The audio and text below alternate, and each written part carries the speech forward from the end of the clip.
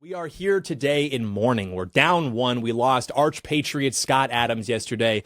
Most unfortunately, he had prostate cancer, which I think he had concealed from his audience for quite some time. He revealed over the summer, and people were shocked by how he seemed to be handling it mentally. I mean, he was very sort of stoic about his condition. He was kind of accepting his fate, and I think ultimately he accepted Jesus Christ, and so we're very happy to see that. But I want to talk about Scott, his sort of legacy, because the media is, of course, exploiting this opportunity to drag him through the mud and to send a signal that anybody who supports Trump is ultimately going to have their grave danced upon, because whether it's the New York Times, mainstream news, pretty much only like us and like Fox, because he was a guest on their program for quite some time, are willing to like commemorate this guy's legacy as obviously an influential figure in American pop culture, but also in the last 10 years of American politics. I mean, few know this. I don't know if you ever read the Dilbert comic. For some reason, when we were in school, there would be like newspapers in the art room that we could use to cover the tables, and we'd paint and stuff. I always thought the Dilbert comic was like cool. I didn't get what it was talking about, but I thought it was cool.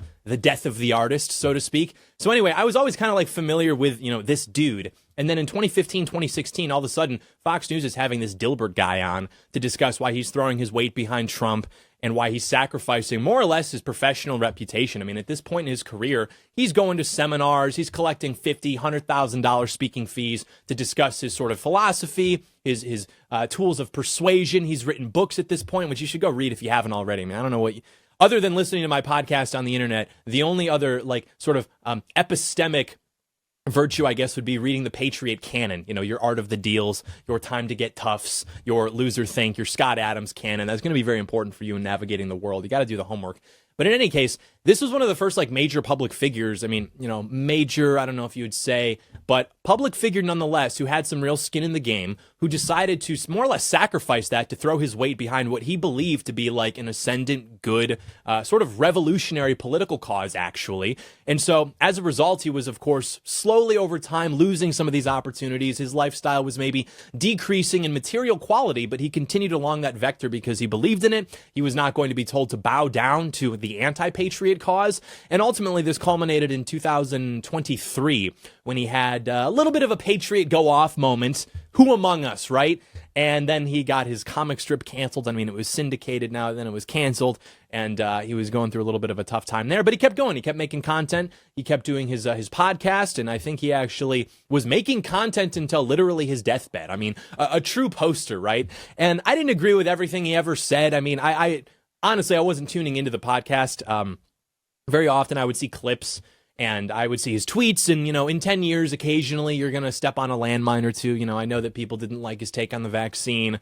I'm sure that in 10 years he had some other incorrect opinions. But the point being, in viewing it sort of bird's eye, this is a guy who is among many figures who staked his public reputation and made sacrifices and suffered consequences for his outspoken support for Donald Trump and for our cause, which is why he's being dragged through the mud by the paper of record. It's not because he had a little bit of a patriot go-off moment. Who among us, right? Justin Trudeau had a little bit of a patriot go-off moment. His was more theatrical, but that guy gets to be a guy, because ultimately he is hostile to the patriot cause and he's completely aligned with the global libtard cause, right? Scott Adams is being punished right now, not because of any sort of moral transgression or deviation, but specifically because he chose to throw his weight behind Donald Trump to the extent that he could. And for that reason, arch patriot Scott Adams, we commemorate you. We celebrate your legacy. We love you. We love Dilbert. We are praying for your family. And so we lost a big guy yesterday. But I want to play this clip that they're using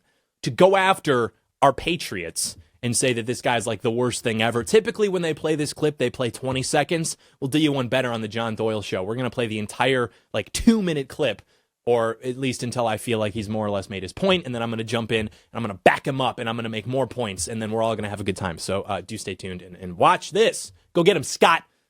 So if nearly half of all blacks are not okay with white people, according to this poll, not according to me, according to this poll, that's a hate group.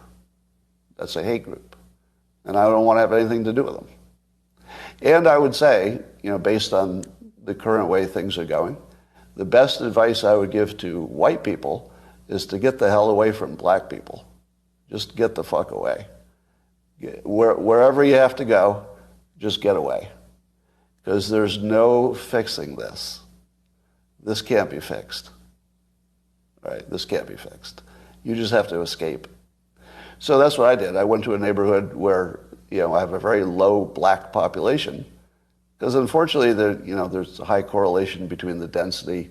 And this is according to Don Lemon, by the way. So here I'm just quoting Don Lemon when he notes that when he lived in a mostly black neighborhood, there were a bunch of problems that he didn't see in white neighborhoods. So even Don Lemon sees a big difference in your own quality of living based on where you live and who's there. So I think it makes no sense whatsoever as a white citizen of America to try to help black citizens anymore. It doesn't make sense. It's no longer a rational impulse. And so I'm going to back off from being helpful to black America, because it doesn't seem like it pays off. Like I've been doing. This is why, for better or worse, the guy is sort of an eccentric, right? He is sort of an autist, because he's sort of he's in the world and he's navigating his way through it. It's his first time living too, right? And he comes across some poll, which I'm sure is true, that says that like 50% of black people want nothing to do with white people. And then you've got Don Lemon, who's like a black guy who's also gay. Obviously, he was on CNN. I think he got fired. And he's coming out and just stating facts about like living in predominantly white neighborhoods versus living in predominantly black neighborhoods. And so Scott Adams, as someone who has oriented himself towards the truth, is not allowing himself to be affected, or he's not even aware of maybe some of these like social incentives that would compel one to reconsider saying, well, 50% of black people aren't okay with white people. Isn't that like a hate group? Don Lemon said, isn't that like true? And so obviously he suffered professional consequences for this. But the question is, where's the lie? What precisely did he say that was not true? They want to be hall monitors. They don't actually address the text of his speech. They simply say, well, he's saying things that are morally transgressive to our like libtard religion, and so we have to he stepped out of line. Like, they're hall monitors. They're not actually interested in the truth of what he was saying. They're simply offended by the fact that like he was saying things that you're not allowed to say, but nonetheless that everybody knows is true about particular groups in America. And we know that everybody knows this is true because their behavior matches what they're, if they believed this was true, their behavior would match it perfectly, right? Their behavior would not square with if they did not believe that these things are actually true. You've got libtards who move to nice neighborhoods for the schools. Talking about living in predominantly black neighborhoods, yeah, you kind of get like an idea as to what kind of conduct goes on when you have 9 people living in a house, marijuana smoke, police being called, dogs running off leashes. You kind of like get an idea of a certain like quality of neighborhood that maybe you don't see in other places in the country, which is why, can you find me one example of like a rich black neighborhood? Seriously, in all of America, find me one example of like a black neighborhood where it's just a bunch of like black families and it's like a Norman Rockwell painting. You just like can't find it. We saw this where I was at growing up. You've got grandparents moving into neighborhoods to escape the chaos of the inner city. And then all of a sudden the grandparents have their grandchildren living in the house so they can go to our schools. You rinse and repeat that a few times. Now all of a sudden I'm getting home late twice a week because the police have to come pull our bus over because kids are beating the shit out of each other over seats that aren't even assigned. People are like, white people learn how to embrace these attitudes because of their parents. Parents never said a word to me. I was on bus 6 thinking to myself, wait a minute, why is this always happening?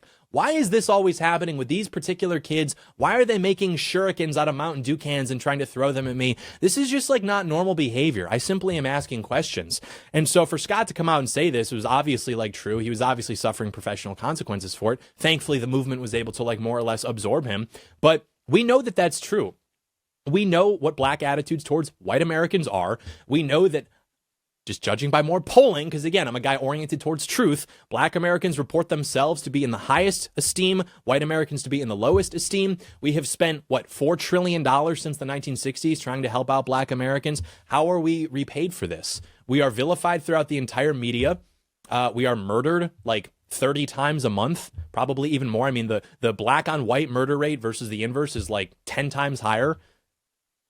What are we getting for this? And then moreover, not only what are we getting for this in terms of reciprocity, I don't really mind that. Maybe the ROI is not what it could be. That's fine. I believe in helping out Americans. However, even the ROI in terms of not even our reciprocity, but what the results of those efforts are, we know that black students get more funding per average than white students. They get grants that we don't get, job opportunities that we don't get. Literally anything you can conceive of, there is a way for them to more or less get it by nature of their being like black Americans. White Americans not only do not have those opportunities, we are gatekept from opportunities at equal or even lower standing, specifically because of our status of being white.